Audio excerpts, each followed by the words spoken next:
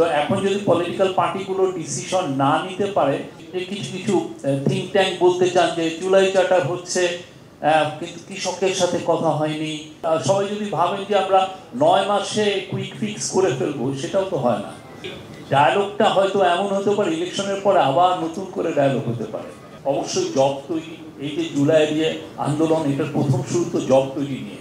এখানে কতটা জরুরি ছিল, আপনি গ্রোথ আনতে চান, আপনার গ্রোথ তো এই এরিয়ায়, আপনার গ্রোথ তো গোপালগঞ্জে না।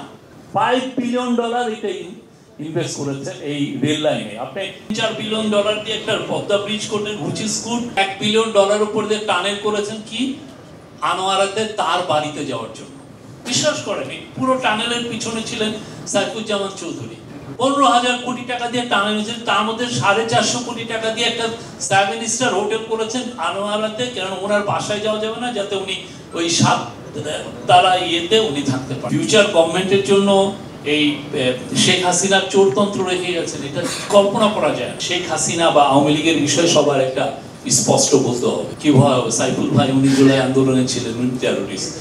180 মিলিয়নকে বলতেছে টেরোরিস্ট, 18 কোটি লোককে উনি টেরোরিস্ট বলে উনি ক্ষমতায় আসতে যাচ্ছেন। তারপরে একটা ডিসিশন হবে।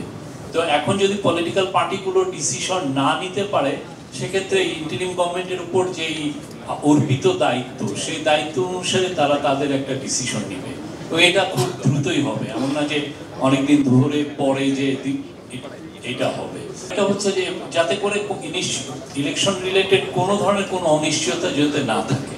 যে কিছু কিছু থিঙ্ক ট্যাঙ্ক বলতে চান যে জুলাই চার্টার হচ্ছে কিন্তু কৃষকের সাথে কথা হয়নি, কি যেন মেয়েদের সাথে, নারী গ্রুপদের সাথে কথা হয়নি, বা লেবার গ্রুপের সাথে কথা হয়নি। আশ্চর্য লাগে এই কথাগুলো কেমনে ওনারা বলেন। তাহলে কি যারা পলিটিক্যাল পার্টি, যাদের সাথে ইন্টারিম গভর্নমেন্টের এই ন্যাশনাল কনসেনসাস কমিশন কথা বললো, তাহলে পলিটিক্যাল পার্টি কি এই গ্রুপগুলোকে রিপ্রেজেন্ট করে না? সবাই যদি ভাবেন যে আমরা 9 মাসে কুইক ফিক্স করে ফেলবো, সেটাও তো হয় না। এই ডায়ালগটা হয়তো এমন হতে পারে ইলেকশনের পরে আবার নতুন করে ডায়ালগ হতে পারে না। এটা তো আপনি নেপালে দেখেন, ওদের একটা কনস্টিটিউশন, নতুন একটা কনস্টিটিউশন করতে, পোস্ট মোনার্কি কনস্টিটিউশন করতে 9 বছর লেগে গেছে, একদিন না।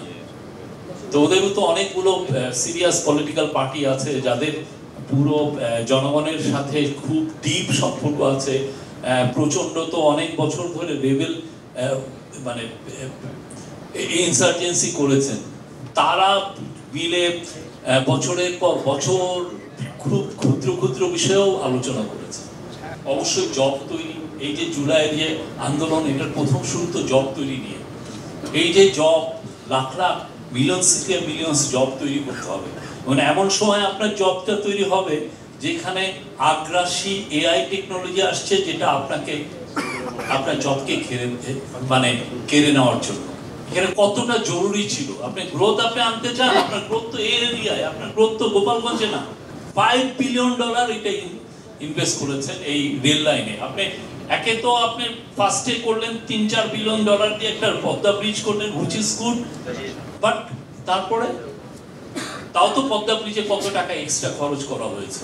$3-4 বিলিয়ন দিয়ে একটা পদ্মা ব্রিজ করলেন, হুইচ ইজ গুড। $1 বিলিয়ন উপর দিয়ে টানেল করেছেন কি আনোয়ারাতে তার বাড়িতে যাওয়ার জন্য।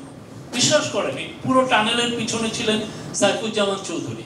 15,000 কোটি টাকা দিয়ে টানেল হয়েছে, তার মধ্যে 450 কোটি টাকা দিয়ে একটা 7 স্টার হোটেল করেছেন আনোয়ারাতে, কারণ ওনার বাসায় যাওয়া যাবে না, যাতে উনি ওই 7 তারা ইয়েতে উনি থাকতে পারেন। এই কাজগুলো হয়েছে। এখন এটাকে রেকটিফাই করে এই জায়গাগুলোকে পুরোটাকে আবার নতুন করে আপনার গ্রোথ যেই জায়গায়, সেই জায়গায় আপনার ইনভেস্টমেন্ট করা, সেই জন্য তো রিসোর্স মোবিলাইজ করতে হয়। সেই রেভিনিউ তো আমার নাই। বাংলাদেশে আপনি পুরো জিডিপি টু ইয়ে দেখেন, রেভিনিউ গ্রোথ ইয়ে দেখেন, আমরা সবচেয়ে লোয়েস্ট এশিয়াতে।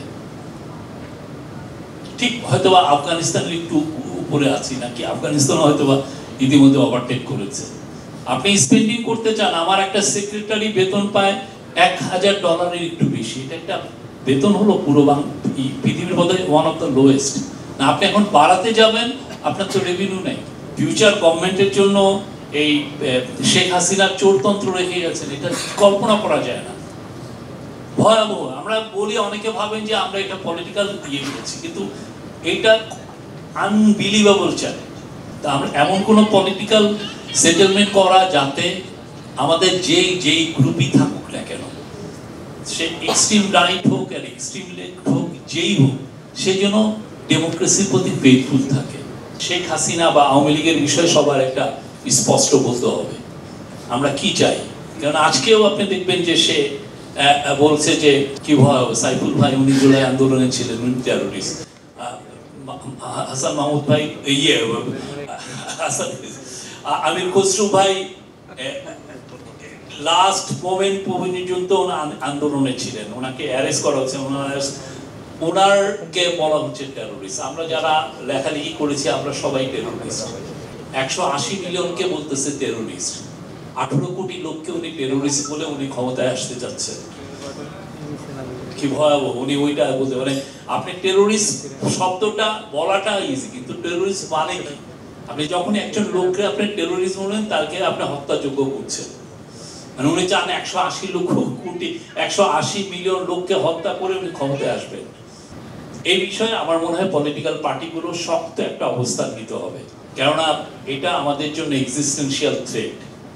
এই জায়গাটা কেউ আর আমার মনে হয় আমরা সবাই, আমি গতকালকে নেত্রকোনা, ময়মনসিংহ ঘুরলাম, পুরোটা ইলেকশনের জোয়ার সব জায়গায় এসছে, এবং নিশ্চিত থাকেন যে একটা সুন্দর ইলেকশন বাংলাদেশে আসছে।